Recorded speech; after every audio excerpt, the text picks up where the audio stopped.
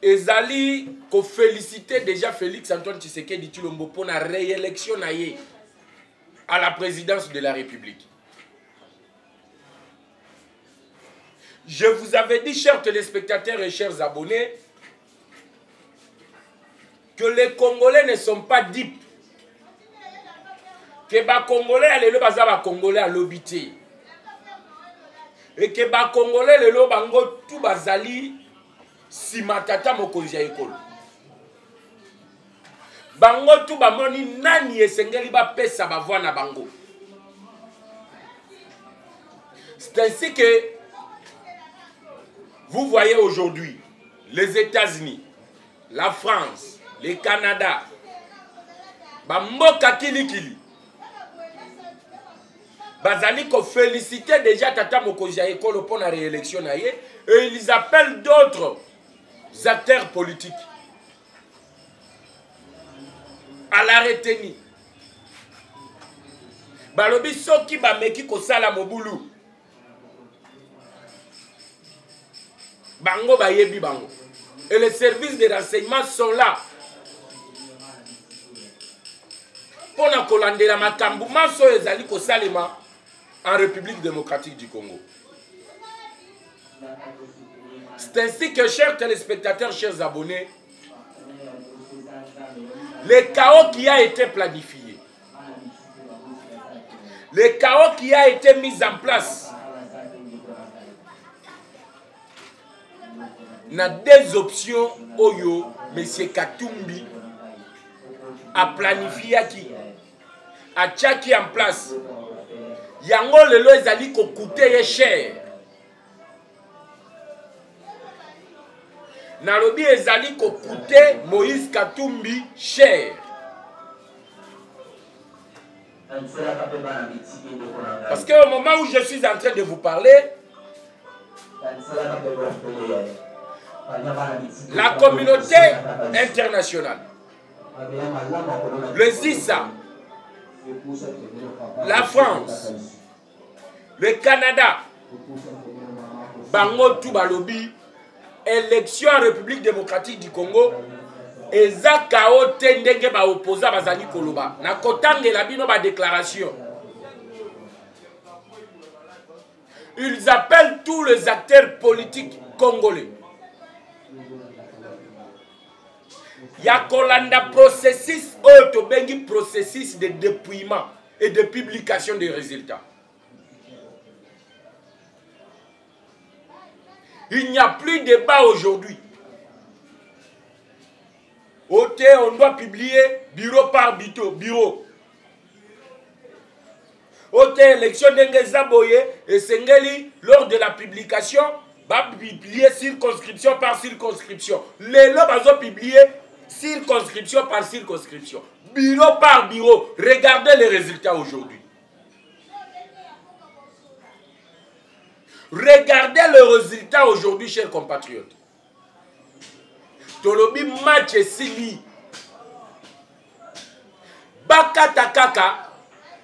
Makambo ya dépouillement. Skoro ezo sale mawa. Ataka game na Rwanda tikala kosala ba skoro wa boyito. Yaya. 99% na circonscription Tshisekedi ezo sala 99%. Bato babandaki koloba ote bomoni ndenge zawana c'est un bourrage électoral et loko basali ezali bo lelo bazali ko reconnaître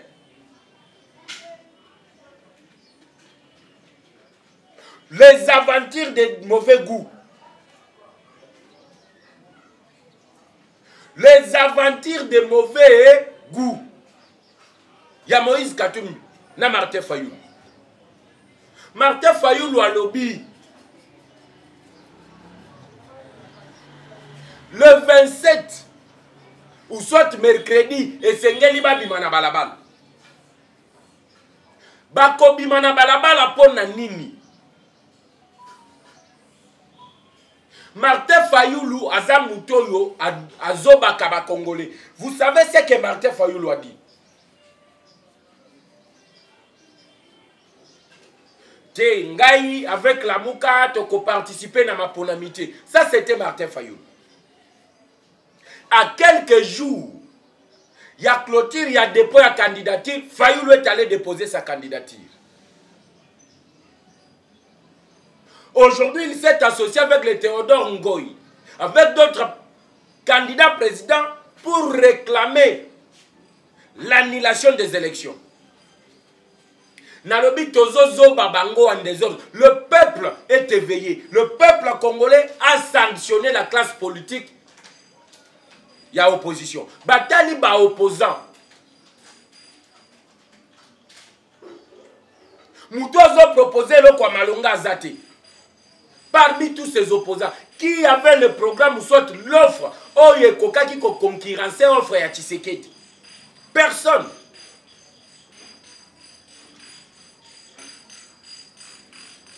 Personne. Dans le lobby, match est changé.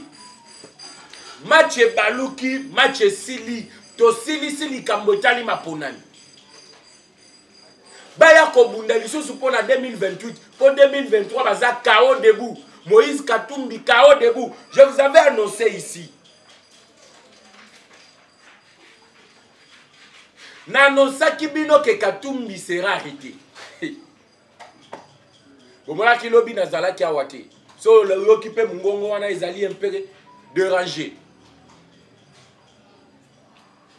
Je vous avais annoncé que Katumbi sera arrêté. Pourquoi Katumbi sera arrêté? Katumbi sera arrêté. Bomoni même le président. Yawidad de Casablanca. Complice naye na mafia. La justice marocaine. Ezali kolande la Moïse Katumbi. Au moment où je vous parle. Avant nous que justice nabiso elande la Katumbi. La justice marocaine déjà. Ezali kolande la ye.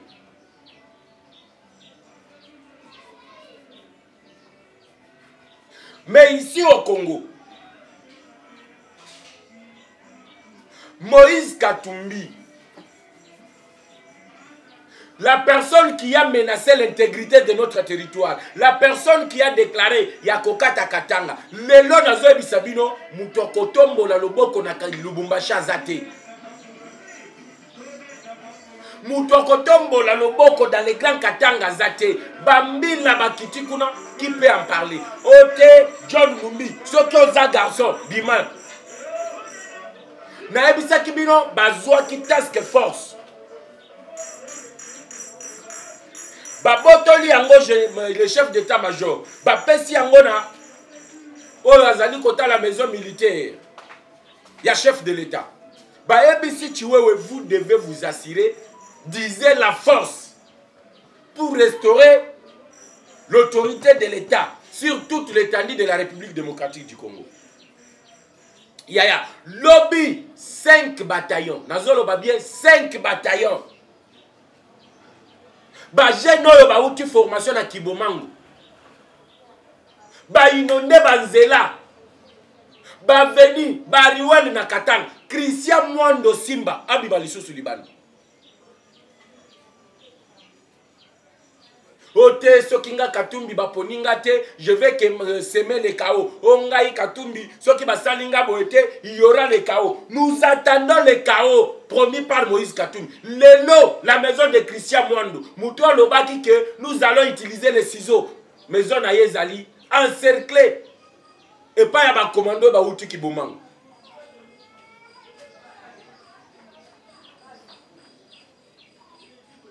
Blague ezali sous te. Bakanisa ki Tshisekedi azali petit joueur. Tshisekedi c'est un civil. John Numbi a promis le chaos dans les clans Katanga. Si les garçons, aya.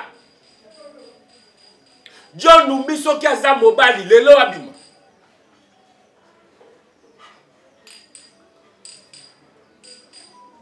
Nalobi dans le Grand Katanga, c'est la population où ils allaient couper sa militaire maya komela. Population zopé sa militaire et zo kabela ye nambongo. Armée où ils allaient soutenir par sa population moyen de vaincre bango ezate. Parce que la population est la première armée dans le monde. Nalobi makambo eza oyinda. Match Sili, ils ont planifié le chaos. Yakoboma. Bato batribi Moussous dans les Grands Katanga.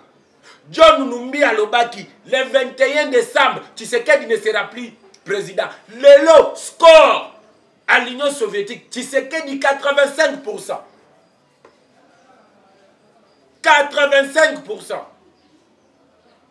Même na fief ya Katumbi, babundi na ye.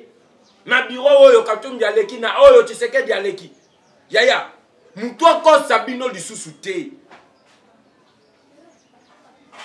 Ne suivez pas ces gens-là. La communauté internationale na lobi na kotange la bino communiqué ya communauté internationale. Même le Parti démocrate américain félicite la réélection de Félix Antoine Tshisekedi Tshilombo. Il n'y a plus de match. Il comptait sur la communauté internationale. Je vais également vous lire ce que Moïse Katumbi dit. Katumbi, Soriano, Messieurs les Zambiens. Muto alinga ki azoba biso. Namboka na biso moko. Alinga azoba biso. Population ye kozoba Katumbi bien. Lelo la communauté internationale ezobi lisusu Katumbi. Lelo les États-Unis d'Amérique. Bazali kondima la réélection de Félix Antoine Tshisekedi Tshilombo. Antonio Guterres. Basundoli mwana na bango Moïse Katumbi. Katumbi au moment où je suis en train de vous parler, Katumbi azali entre la vie et la mort. Au Maroc, la justice marocaine recherche Moïse Katumbi dans l'affaire. Il y a président, il y a Ouidad de Casablanca.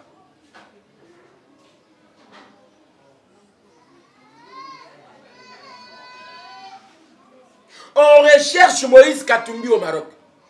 En République démocratique du Congo, il est recherché pour les crimes économiques. Le plus grand voleur de la République s'appelle Moïse Katumbi. Les gens qui ont commis des crimes économiques en République démocratique du Congo, Moïse Soriano, Danyagno, Moïse Katumbi est là-dedans. Moïse Bialikolo, Monsieur Moïse Katumbi.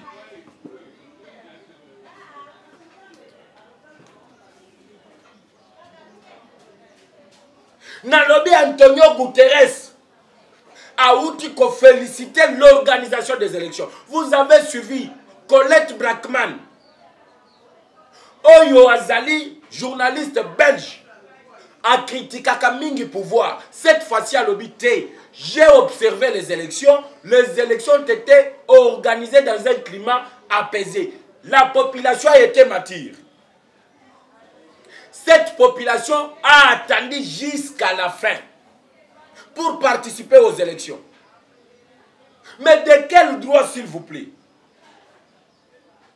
L'opposition de Moïse Katumbi. De quel droit? L'opposition de Martin Fayoul. Baliko Bimisabatu le 27. Tokamwe, même FCC. Banyangala kata FCC. Ba F Soso la Muka Sutuka Baluka. Oh, nous avons déjà prédit. Ce processus électoral était un chaos. Ce processus électoral, c'est comme ça, c'est comme ça. Processus électoral les a chaotés. Vous avez fui, même Kabila lui-même, Azali Kobanga Lobi, Bokota Makambo Anate, Baoya Koboto Langa Kingakat. Parce que la population a une dent contre la personne de Joseph Kabila. Population ti lelo zo comprendre te Kingakat ye koma eloko privé ya Kabila ndengenini. Ba koma ofutisa na ba Congolais. Ce qui est l'ingio kende, bon place moko touristique, hôtel il faut futa. Kingakat ya biso mabele na biso. Oh eloko elikitika ezate. Est-ce que FCC koki côté ya ba Congolais? FCC a une leçon à donner. Aujourd'hui, c'est pour la toute première fois. En République démocratique du Congo, qu'il y ait les élections et à 2 jours après la tenue des élections, il y a la publication des élections circonscription par circonscription. Et dans chaque circonscription, bali kotal sabino nombre ya ba électeurs, nombre ya ba votants, nombre ya ba voix, yo mutozo contesté yaka. Lelo Antonio Guterres na lobby, c'est ça le titre de l'émission. Antonio Guterres confirme la réélection de Félix Tshisekedi. Le parti démocrate ya ba américain. Ba yebi politique étrangère ba yebi. Aux États-Unis, nous avons que deux partis. Il y a le républicain. Il y a également les démocrates. Même le parti démocrate, Bali ko félicité déjà Félix Tshisekedi pour sa réélection. Bali ko félicité Fachi pour sa réélection. Ceux qui ont longé wana, le parti socialiste, le secrétaire général du parti socialiste dans le monde, Bakomi Mukanda, Balobi, félicitations Fachi pour sa réélection. Alors que les opposants, Bazali Koluka, qu'est-ce qu'il faut faire pour se positionner d'une manière politique et pour leur survie financière? Nalobi Batouana Misolo Baïbaki, les FCC, les autres, Ezali Kosila, ils sont en train de chercher comment ils peuvent survivre. Yango Bazali ko créer, s'il vous plaît. Non, il faut qu'il y ait la tenue des élections. Non, il faut réorganiser les élections. Non, il faut annuler les élections. Toko annuler yangote. Ba Congolais va voter Fachi Nanko. Les Congolais ont voté Fachi Nanko. Babanda ki koloba. Kope sabiso polote. Kope sabiso mbongote. Mais toko voté yo Nanko. C'était les Congolais qui le disaient. Balobi Katumbi. Toko liambongo na ye. Mais toko voté yeti. Katumbi atali 4 milliards. Oyebi ke bato yo bazo sakana na biso trop. Les opposants là. Les opposants se jouent de nous. Et nous devons ouvrir l'œil. Elle est bonne. Comment est-ce que l'élection est si? Yo lobby que selon le résultat au récolté, c'est toi qui as gagné les élections. Ça c'est Moïse Katumbi. Asali communiquant lobby malgré fraude, malgré tricherie, mais ba donné au yende mutu a gagné ma ponami. 2 jours après, Soriano Zoya Kolobaete, ma ponami oyo esalemi mabe esengeli banile babandela yango. Ça veut dire que ba donné na ye moko, oye uti na ba base na ye, na ba témoin na ye ezali kotalisa ye que Félix Antoine Tshisekedi Tshilombo c'est le gagnant de ces élections. Et je vous affirme, c'est pour la toute première fois dans ce pays qu'il y ait écart de 30% entre le gagnant et son dauphin. Ça sera pour la toute première fois. Oyo gagnant ya maponami, a ozala l'écart ya 30%. Ils peuvent monter, descendre, courir à gauche, courir à droite. La communauté internationale est Kangi Bango Kach. La France, l'Union européenne, va mettre un acteur politique congolais en garde. Ils ont mis les acteurs politiques congolais en garde. Bayebisi Bango c'est qui suit. Ils doivent s'abstenir des discours de haine. Ils doivent s'abstenir de tout discours discriminatoire. Ils doivent s'abstenir avant la publication de résultats provisoires, des discours de division, de haine tribale, faute de quoi ils seront poursuivis par la justice internationale. Balobi bako faire valoir ba droit na bango lorsqu'ils auront le preuve. Il y a qu'à démontrer que Kadima a triché. Kadima, papa, botinda ki ba témoin. Botinda ki ba témoin yaya. Nini esali que le logo va nous changer. Peuple congolais. Le 27, ezali mercredi, ngaina binoto bimana balabala. Nalobi tosunga bavopoza wana tobima na balabala mais tangu toko bima na balabala tozwa bakaliko tokoma nous avons voté le numéro 20. Tobima, tola qui s'est opposé que tu votes qui numéro 20. Et c'est le numéro 20 qui est le choix du peuple congolais. C'est le numéro 20 qui est le choix du peuple congolais. Et personne aujourd'hui, personne ne peut nous intimider. Personne ne peut jouer avec la sagesse ou soit l'intelligence des Congolais. Au TN27, allons réclamer la fraude. Quand vous avez accompagné le processus électoral,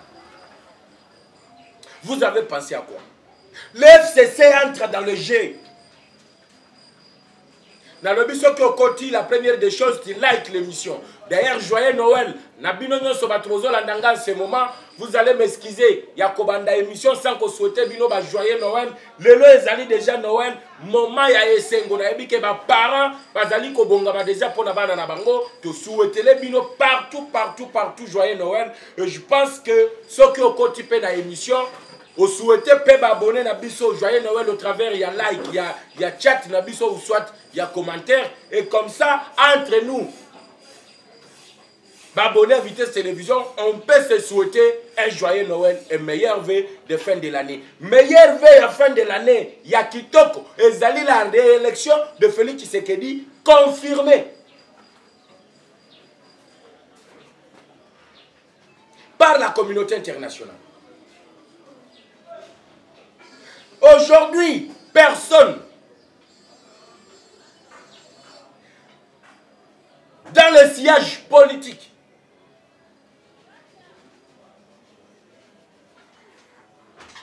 a koki koloba mabe ya Tshisekedi Azati. Yaya. Hey.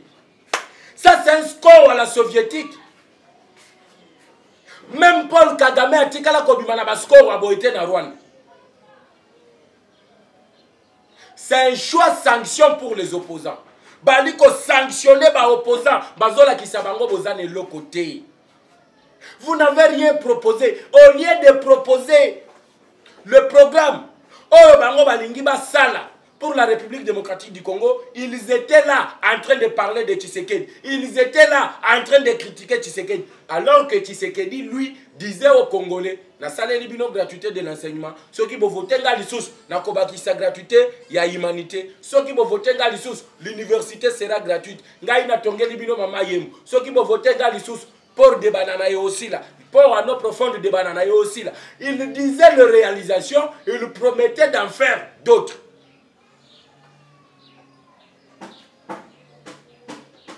Wana ba opposant kofinga na kofinga. Wana ba opposant mafinga na mafinga. Le lot, même la communauté internationale a tourné le dos. Nabatu, il y a opposition. Les chaos qu'ils ont planifiés, Tolobi, John Numbi, Corneille Nanga déjà, la police interconventionnelle gouvernementale, et si Kangié, ils ont la raison qui ça y est, en République démocratique du Congo. John Numbi yo sikoyo. Ceux qui ont un garçon, yaka na katanga. Nalobi Numbi, ceux qui ont un garçon, nyata na katanga. Ok, nous allons faire utiliser les ciseaux du Katang. Christian Mwando, lobby, sa maison encerclée par le bataillon. Yaya, 5 bataillons. Baouti Kibomang. Formation à Sika. Batraître Bazate. John Numbi, Abaneglo Kalisa Keso va déployer. Ba militaire, ba kozala ba master na yo ya zalaki na bango, ba beta borwana, mais batindi yaya 5 bataillons. Oh, bah, outil qui bomang. Bah, jeune, bah, outil formation. Si tu es garçon, sors John Numbi. Ce que ça garçon John Numbi bima, c'est ça le temps.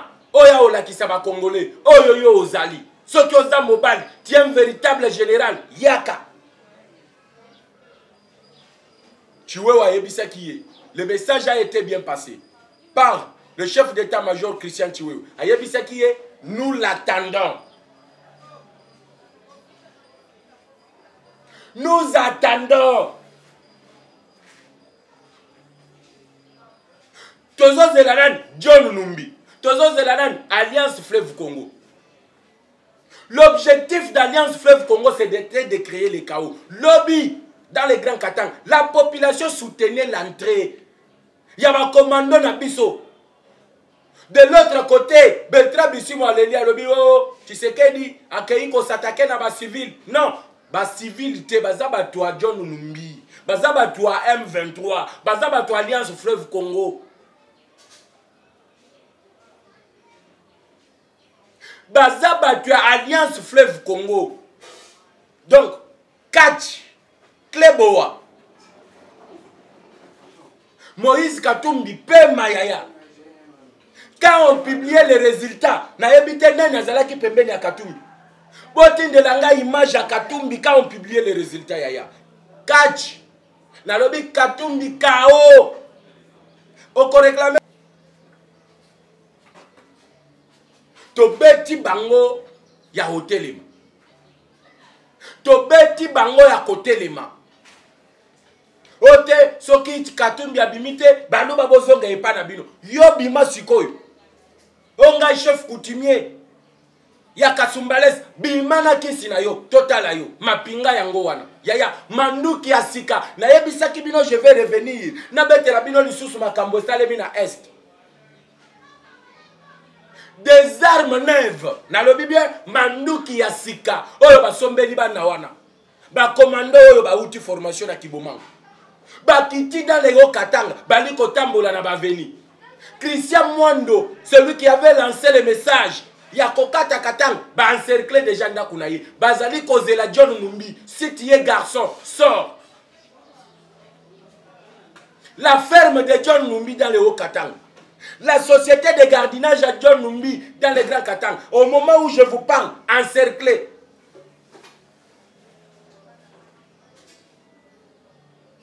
Je dis bien encerclé, Yaya. Babandeki Koboulé, Félix Tshisekedi, Azali Neti, Netite, Fatia Lobaki, il va d'abord finir avec les élections. Babouzo Bawana, Basala Yango. Jean-Pierre Bemba avait dit, s'il ose seulement. Ok, il est en train de menacer les opposants. Osez seulement. Comme vous êtes des opposants, Batik et Labino. Donc, Babouzo Batoubo Sala, parce que vous êtes des opposants. Osez seulement.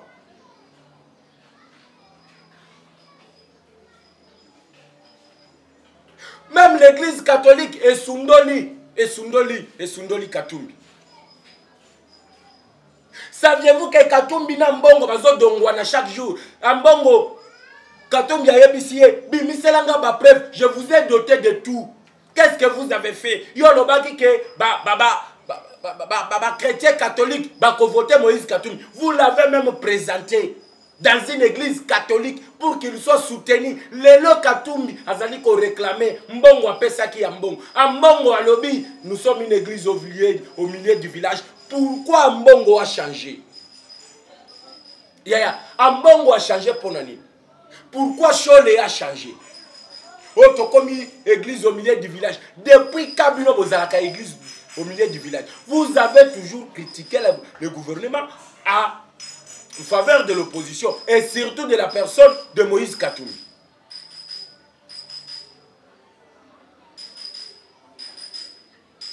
Mandouka est quitté dans les grands Katanga. J'espère, chers compatriotes, que même Moïse Katumbi est en train de trembloter. Je vous avais annoncé son arrestation. Même Katumbi est en train de trembloter. Oh yoni nezali koya. Banawana. Au Sénégal, sous vidéo, ça circule partout.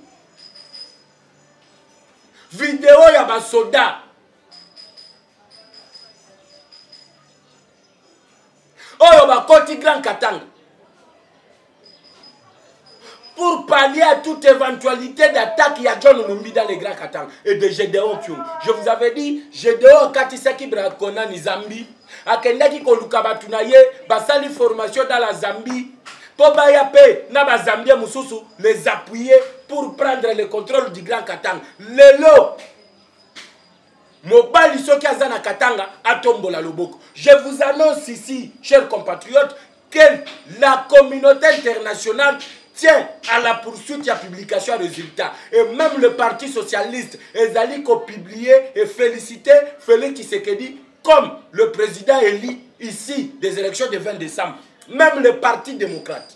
Je veux que vous puissiez bien me suivre. même le parti démocrate, il y a américain. Et ça, une déclaration pour féliciter la réélection de Félix Tshisekedi. Balobi, nous avons toutes les données sur nous. Bazana ba donné ya mapona mignon sondenge le kani. Balobi, na o tout au moni. Nous félicitons Félix Tshisekedi pour sa réélection.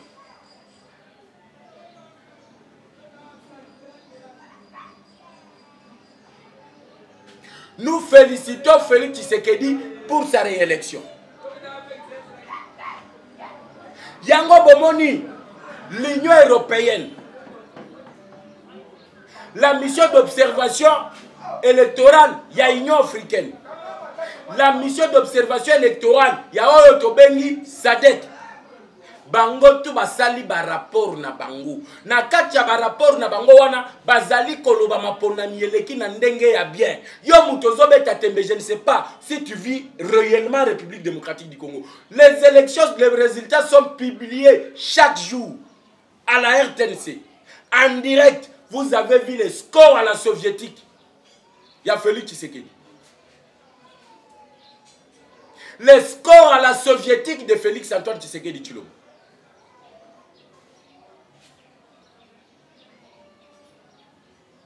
Les Américains vont mettre en garde les acteurs politiques. Balobi ba politiciens boza la kimia. Boko faire valoir ba droit na bino après publication résultat. Paul Lelo, je vous dis, Martin Fayoulou alobi le 27 babima na balabala. Nani akobima na balabala pour accompagner Martin Fayoulou qui n'a pas de constance dans ce qu'il dit. Yaya Basuki, Moïse Katumbi est KO. Le même Katumbi. Oya Lobaki, après les élections sur RFI, qu'il est assuré qu'il sera président de la République. C'est Katumbi qui l'a dit sur RFI, Radio France Internationale, que c'est l'Obama Ponamio et Salemi et que Yemoko a voté. À partir du jour où il était déjà président de la République élu par la population. 2 jours après, Basali communiqué bango nyonso leur clic ya Moïse Katumbi pour dire que ma ponami oyo ezalaki triqué, il y avait de fraude, il y avait cela. Kalamingite, vous avez suivi cette kikoun. Aye kosa la déclaration à lobby que bango makondi ma résultat ya ma ponamité. Comment binobo komoko wana bolobaki que tango bozui ba donné na bino Katumbi nde mutu azalaki élu. 2 jours après Bozongi, boyebisi ba Congolais qui a eu de fraude. Malgré fraude wana Katumbi mutu aleki. 3 jours après, cette Kikouni Yaye, qu'est-ce qu'il dit? Il demande l'annulation des élections.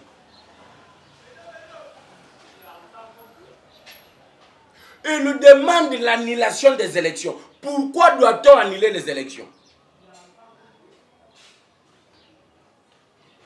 Si le peuple congolais, la population congolaise veut l'annulation des élections, elle va se manifester elle-même. La population est calme, elle est dans la joie, dans l'allégresse lorsqu'on publie le résultat partiel chaque jour. Bon, vous avez vu à la diaspora, le Lokatumbi a recruté les gens au niveau de la diaspora pour contester le résultat ici des élections du 20 décembre qui ont été publiées par la CENI.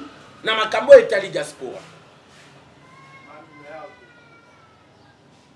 C'est ainsi que, chers compatriotes, j'appelle tout le monde à ne pas céder au chantage, au brouhaha, aux aventures de mauvais coups de Moïse Katumbi. Nous allons utiliser les ciseaux. Où est le ciseau?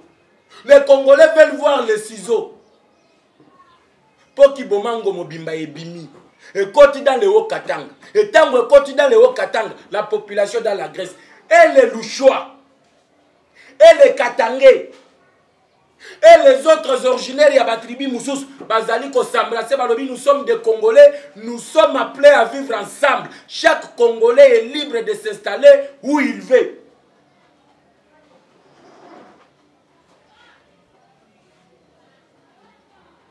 Et Katumbi, bisika zali, azui oyo nalobaka chumbubui. J'avais prédit ces choses bien avant. J'avais appelé Moïse Katumbi à ne pas dépenser son argent. Azwambongo na ye ya faire yaya. 4 milliards de dollars. Katumbi aye kochango na élection. Yango na ekei. Ba Congolais balie yango nanko. On l'avait dit. Même Etienne Tshisekedi avait dit. Que isengeli tolia mbongo. Po ezali mbongo mboka. Eza mbongo iranyo mashikolo bwe. Yango nde ba Congolais badame. Eza mbongo Moïse Katumbi te. C'est l'argent. Oh, Katumbi a yibana Joseph Kabila. Nalobi au koti, au cliquer sur les j'aime, au partager direct. Oh, yeba la réaction ce matin de la communauté internationale. Le parti socialiste, bazali ko féliciter Félix Antoine Tshisekedi Tshilombo. Le parti démocrate des Américains, oh les alliés na kati ya ba parti socialiste, bali ko féliciter la réélection de Félix Tshisekedi. Batali ba moni ata soki bazeli que depuis ma esila. Mais ce qu'ils ont comme données provenant ya ba observateur na bango. Ezali ko talisa ete Fati aleki na ye nanko. Ba Congolais ba voter na ye nanko. C'est ainsi que Ozomona, malgré bazo publié ba résultat provisoire, mutozo bimana balabala pour contester Azati. J'aimerais ici parler avec vous.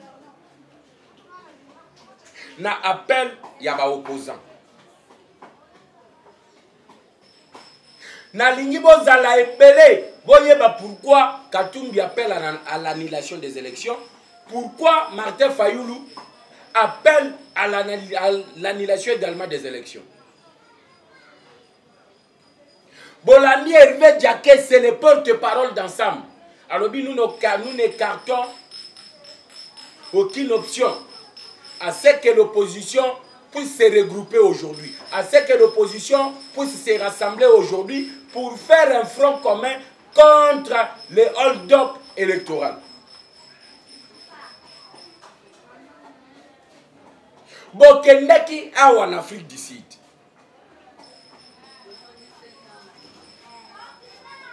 Botikala koyo kanate. Martin Fayoulou et Devos Kitoko ont accusé ensemble de Moïse Katumbi d'avoir organisé de vendre la République démocratique du Congo. Le Lobozoya dit que non. Nous n'écartons pas. Donc, balingi bazoba, na ba opposant, na ba acteur politique, Katumbi alingi azoba bango. Je ne sais pas si Fayoulou acceptera aujourd'hui de faire le même chemin. Par exemple, bon, peut-être, je comprends. C'est ce que je voulais même vous dire. Au moment où nous sommes en train de parler avec vous, les opposants veulent se rassembler. Alors que leur rassemblement est trop tard. Oh, bazo lukabasa la ezali trop tard.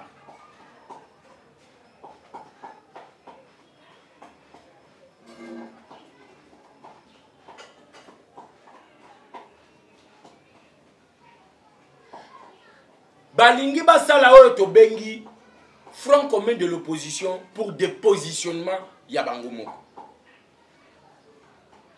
Positionnement les animes. Soit Basangana pour imposer le dialogue au gouvernement, ou soit se faire appel à l'Alliance Fleuve Congo. Or, l'Alliance Fleuve Congo, avec ce que nous venons de voir na niveau à Lubumbashi, na 5 bataillons et outils Kibomango, c'est impossible parce que Jean-Pierre Bemba Lakati Bango d'imposer la force de l'État, d'imposer l'autorité de l'État. Et comme il l'avait promis, c'est ce qu'il est en train de faire. Et regardez la réaction, il y a M23 na Bertrand Bissimo, une fois que les commandos ba outi na formation à Kibumango, batindi bango dans le Grand Katanga. M23 lobby, Tshisekedi s'attaque à des civils. Vous voyez, il commence déjà. Il y a encore c'est la Félix Antoine Tshisekedi Tshilombo Makambo que nous allons s'attaquer na civil que ceux qui sont bardés babimisi ba milice na bango pour attaquer les forces de défense de la République démocratique du Congo et lorsqu'il y aura réplique et que FARDC a repoussé bango bango ba oloba ete Tshisekedi s'est attaqué aux civils et c'est un crime. C'est ce qu'ils sont en train de préparer au moment où je suis en train de vous parler. Au moment où je suis en train de vous annoncer ces informations en direct sur votre chaîne.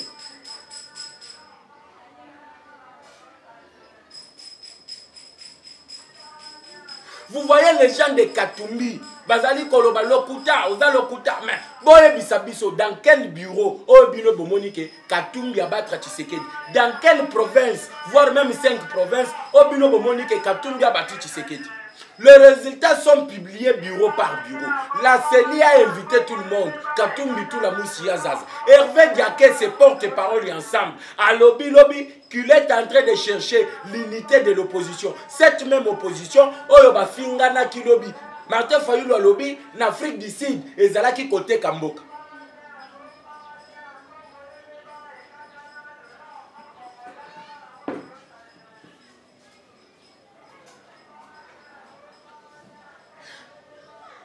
Allez lire la correspondance de ma parti socialiste.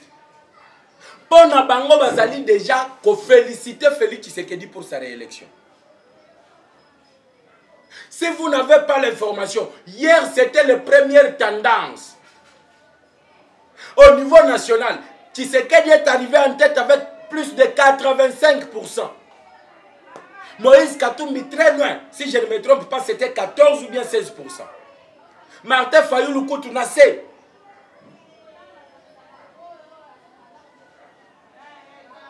L'observation électorale, même la Senko et l'Obité, nous sommes l'église au milieu du village. L'observation électorale, il que l'Obi, ma ponanieleki n'endenge a bien, il n'y avait pas eu chaos. Oh, bozo yo kawa des langages à opposants. La mission d'observation, il y a Union africaine, na Union européenne. Même si Toboya qui a accrédité Bango, pour Bayaki n'a pas matériel satellitaire pour faciliter la tricherie de Moïse Katumbi.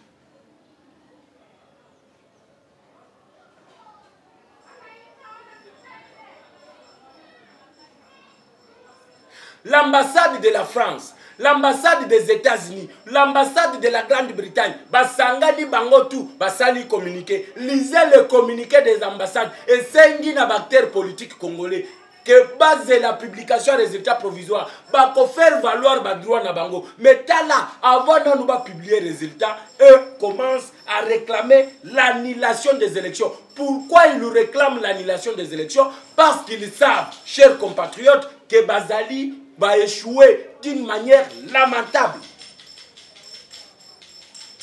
Va échouer d'une manière lamentable. Bakeiti na Kamalondo et pas ya Katumbi. Stade Mazembe Zalaka na commune ya Kamalondo. Tout le bureau ya Kamalondo c'est un score soviétique. O Tshisekedi apesa ba Congolais ba pesa ki na Tshisekedi. Na fief ya yemoko Katumbi. Score soviétique. Communauté internationale est alliée le BTI. Tokanisa ki ke Tshisekedi aza impopulaire. Mais une démonstration, c'est la popularisation ou soit la popularité de Félix Antoine Tshisekedi Tshilombo. Ba Congolais balobi tozui confiance na biso, to pesi yango na mwana mboka, akamba mboka pour le bien-être et l'avenir de nos enfants. Et au moment où je suis en train de vous parler, tous ceux-là qui prédisaient les chaos Bazawa, tous ceux-là qui parlaient au Temboko et Kopelamoto, où sont-ils? La force de l'État est appliquée. Bachombe bakenda Congo et Kabwanate. Bakaloji Moulopwe bakenda Congo et Kabwanate. Les Lumumba sont morts pour l'unité nationale. Élection, Congolais va voter, Oyo va voter. Yango et Koki Kolukate, division au sein des Congolais. Le Koutana Bino. Bino va toi ensemble.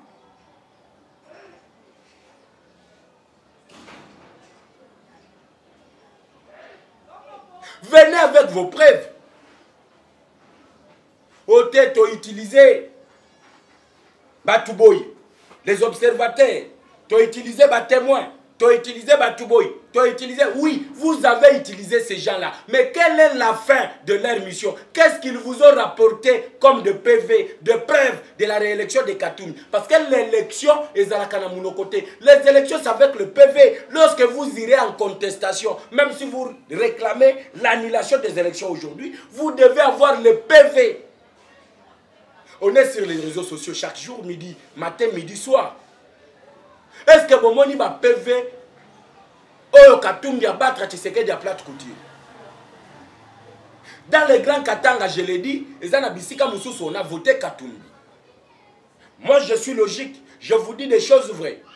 Nabisika Moussous dans les grands Katanga, on a voté Katumbi dans le score soviétique. Mais dans le même fief du Katanga, il y a d'autres places où on a voté Tshisekedi avec aussi des fleuves, des scores soviétiques, des scores fleuves. Donc, Tshisekedi a fait un contrepoids dans le fief de Moïse Katumbi. Alors que le fief de Félix Tshisekedi dans les Kasaï, Katumbi n'a pas fait le poids. Même na Louisa et pas à Delis et Sanga, allié, il y a Moïse Katumbi, Katumbi a bimine l'autre côté. Libungutul, il y a Moko Delis et Sanga, même dans la députation nationale, Libungutul.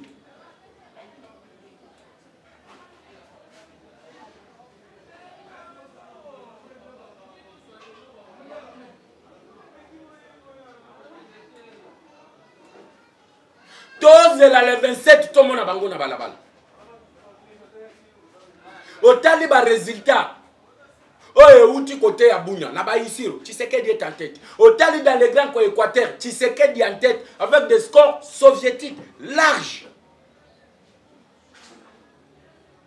C'est ainsi que la communauté internationale, les ISA, la France, Bayebisi, opposants, retenez-vous, amenez vos preuves pour faire valoir votre droit. Si vous n'avez pas de preuves et que Bokoti, Namakambo ezali kotala la haine tribale, le discours tribal, la communauté internationale avec la justice internationale et qu'on s'en charger Nabatouana. Or, vous savez que Moïse Katumbi, c'est un criminel économique en République démocratique du Congo. Saviez-vous pourquoi Joseph Kabila benga Moïse Katumbi Jida? Saviez-vous d'où vient la richesse de Moïse Katumbi? Richesse ya Katumbi et Utiwapi. C'est dans le vol de minerais des Congolais, dans le vol de richesse ya ba Congolais, Katumbi. Oh, azali ko prétendre ko diriger Mboka na biso.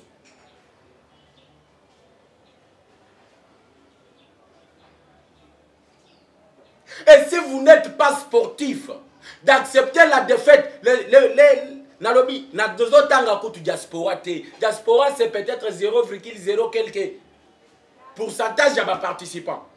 Le première tendance sur le sol congolais, place Félix Antoine Tshisekedi largement, Nalobi 85%. Et Kozalambala Liboso en RDC, gagnant l'élection peut-être à 60%, Dauphin Nayaz à 20%. Ça sera pour la toute première fois.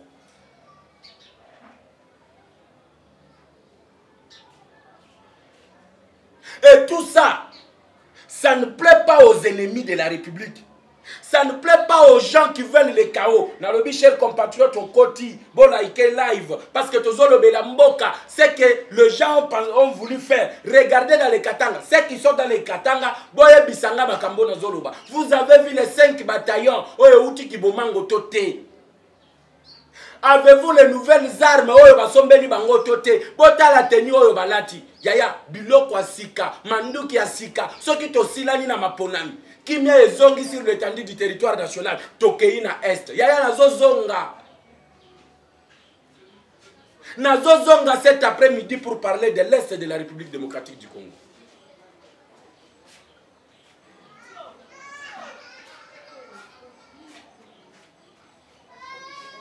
Ba Congolais balobi ba kobima na balabala te, Katumbi e Fayulu babima. Balobi ba kosala dio, ba kosangana, babima, basala dio. Tout le monde a Katumbi na balabala ça la marche.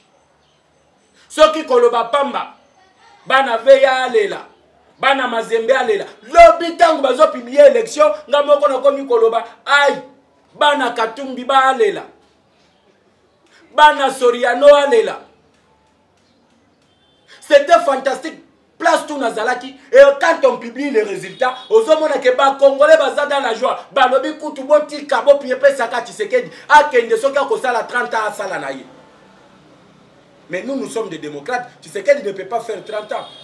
Le mandat c'est 5 ans renouvelable une fois. Nous devons nous en tenir à la Constitution.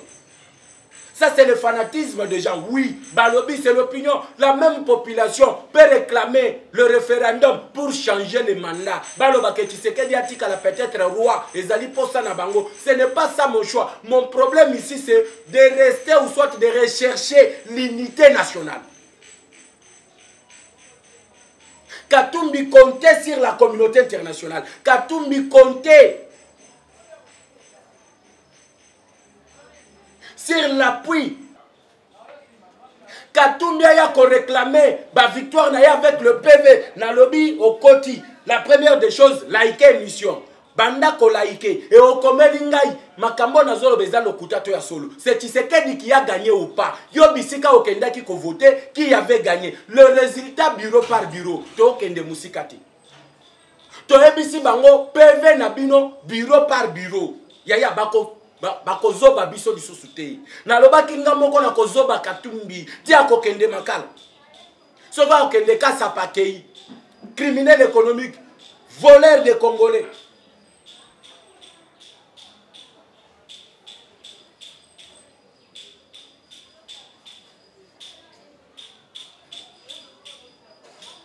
Les Congolais ne jurent que par la réélection de Tshisekedi partout. La démocratie nous oblige d'accepter les résultats du Grand Katanga. Dans le Grand Katanga, Katumbi quand même va voter. Je suis objectif dans mes analyses. Ce qu'il peut dans le Grand Bandundu, Martin Fayulu a été un peu élu, même si Félix Tshisekedi a zali kolonaï. Botala Sikoyo, na base ya Katumbi, Tshisekedi a été élu. Même s'il n'est pas premier, il est deuxième ou troisième.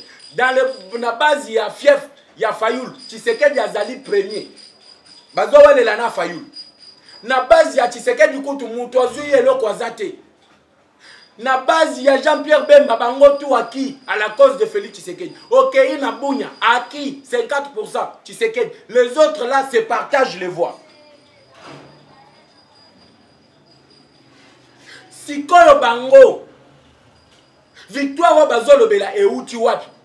C'est là où la communauté internationale est choquée. C'est là où Antonio Guterres est choqué. C'est là où les ISA sont choqués. Comment est-ce que vous pouvez dire qu'il y a eu fraude alors que bah publier nous résultat alors que bosali nan confrontation ya mabilo ko ba preuve obino bozali nango pona ko salango na ba preuve o seni a publié. C'est là où la communauté internationale a compris que les opposants veulent le chaos et la communauté internationale est lobby tokoki ko bima bazobate et sengeli to maintenir la paix et sengeli to maintenir kimia en République démocratique du Congo. Si on dengue tozali ko maintenir kimia tikanga isiko na zoba Katumbi ko. Est-ce que ceux qui na zobi Katumbi na 2 minutes ezamabe na bandi ko zoba Katumbi lobi tango bazo publier yaya bazuis ba circonscription ya Équateur Félix Antoine Tshisekedi Tshilombo 99,1% hey na lobi bana Soriano alela batu bagangi hey.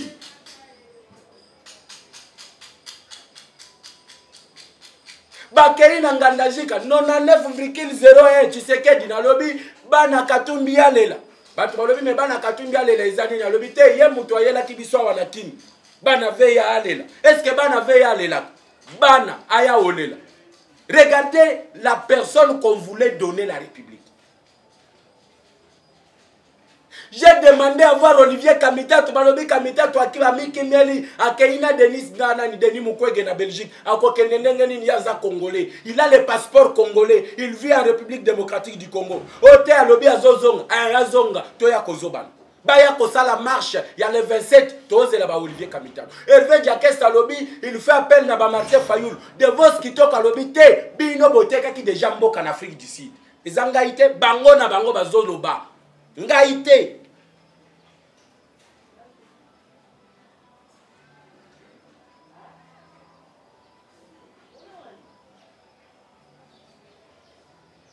J'avais appelé les Congolais. Nalobi, moi je suis Wazalendo, Mouzalendo.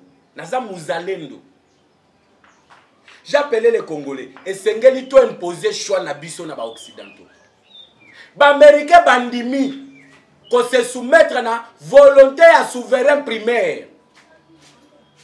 Yo kanisa kendenge ba américain na ba français, Union européenne bandimi résultat. Bazali ko accepter la réélection de Tshisekedi que non Tshisekedi a corrompre bango ou soit basali concession te ba se soumettre à la volonté ya souverain primaire et le souverain primaire c'est le peuple congolais. Le peuple a choisi son président et les autres devaient que se soumettre au choix du peuple.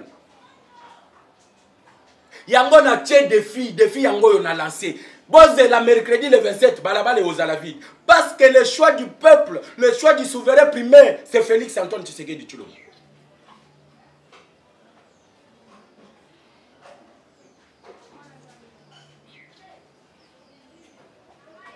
Barakuda lobby sur quel bilan on a voté Fachi. Yebisangaï sur quelle offre politique va voter Soriano Katoum. Sur quelle offre politique il a fait ici campagne Naye Katoum a présenté une offre ni. Tshisekedi quand même a dit qu'à sali gratuité de l'enseignement. Tshisekedi quand même a dit que le budget a été triplé. Tshisekedi quand même a dit qu'il y a la loi de la programmation militaire, la montée en puissance, la majoration des salaires, il y a des enseignants, il y a des fonctionnaires de l'État. Et partout où il passait, il faisait montrer oh il y a sali et il promettait de faire encore plus s'il est élu. Mais Katoum yo comme Lingaï, sur quel bilan? Katoum a été voté sur base de quelle offre politique? Net mais sur le secteur d'enseignement. Qu'est-ce que Katoum a proposé?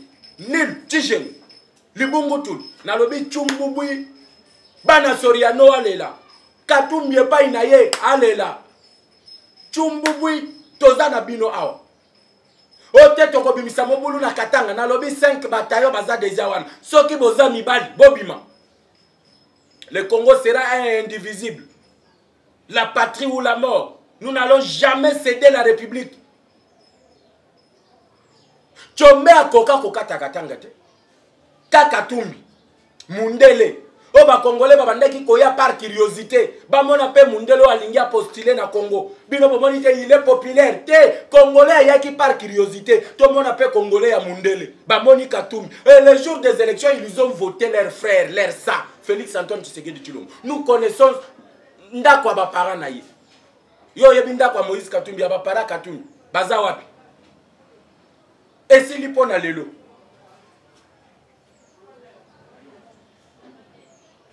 Nalobi et Sili. Ça, c'était la première partie. Soyez là nombreux, je rentre à 11h. Je rentre à 11h pour la continuité. Il y a événement, il y a Est, il y a République démocratique du Congo. J'appelle le réalisateur de mettre pour vous le groupe WhatsApp. Il y a Vitesse Télévision. Monsieur Roméo, s'il vous plaît. Je vous demande de mettre déjà en commentaire